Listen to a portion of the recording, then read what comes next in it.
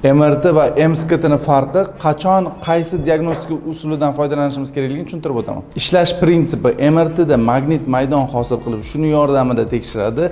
MSKT da bo'lsa, rentgen nurlari yordamida tekshiradi. MRT da bizda nurlanish yo'q, MSKT da dozasi kam, lekin nurlanish bo'ladi. MRT tekshiruviga qachon borishimiz kerak? Yumshoq to'qimalarni o'rganish kerak bo'lganda, buning ichiga kiradi nervlar, bosh miya, mushaklar, paylar, umurtqa disklari, qon tomirlari va MRT ga qarshi ko'rsatmalar bormi? Albatta bor. Bu organizmimizda temir narsalar bo'lganda, misol uchun kardiostimulyator, stent, endoprotezlar yoki masalan klaustrofobiya, ya'ni tor joyga kirishdan qo'rqadigan odamlar bor, ularga qarshi ko'rsatma MRT ga kirish. MSKT qachon qilinadi? Travma holatlarida, suyaklarni o'rganmoqchi bo'lganimizda, o'pkani tekshirmoqchi bo'lganimizda, onkologik holatlarni o'rganish kerak bo'lganda MSKT ga murojaat qilinadi. MSKT ga qarshi ko'rsatma bormi? Albatta bor. Bu homilador ayollar.